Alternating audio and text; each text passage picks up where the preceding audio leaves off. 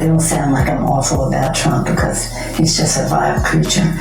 The worst thing on the face of the earth. But anyway. You think he's the worst thing on the face of the earth? I do, yeah. After making nearly $500 million insider trading and lying about Biden's health, AOC finally pushes Nancy Pelosi out. Take a listen. Love serving as your voice in Congress, and I've always honored the song of St. Francis, who would make me an instrument of thy peace, the anthem of our city. That is why I want you, my fellow San Franciscans, to be the first to know. I will not be seeking re-election to Congress. With a grateful heart, I look forward to my final year of service as your proud representative. After ripping up the United States Constitution behind Donald Trump was asked about Nancy Pelosi retiring. Take a listen. She was an evil woman who did a poor job, who cost the country a lot in damages and in reputation. I thought she was terrible. As Speaker of the House, she was known for ripping up the United States Constitution as Donald Trump was giving the State of the Union address. Also known as the She-Wolf of Wall Street, she made damn near $500 million insider trading while she was in office.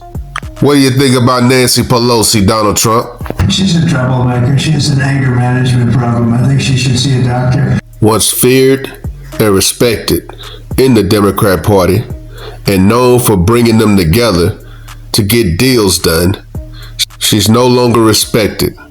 Socialists like AOC and Zoran Mamdani want to now take over the Democrat Party. That's one of the reasons why she's leaving. But should she get credit for anything? What do you think about people getting credit, Donald Trump? Should she get credit? If I didn't come along, our country would be destroyed right now. I can't imagine that anybody would do that kind of devastation to our country. They were doing it to us until I came along. Now they don't do it to us, we do it to them a little bit. Other countries used to laugh at us. They don't laugh at us anymore. This is really a matter of, this is national security. Our country was really in trouble. And I was angry last night with the Republicans. I said, you don't talk about this stuff. Nobody talks about it. I rely on a question from a reporter to get that out. We should be talking about it. We had the highest inflation in the history of our country under Biden. We had high gasoline prices at $4.50, $5 a gallon. They're going to be hitting $2 a gallon with me. They're getting close to $2 a gallon. And when gasoline goes down and energy goes down, everything else follows. What the Democrats do is they lie. It's a con job by the Democrats. The Democrats are only good at con and cheating on elections.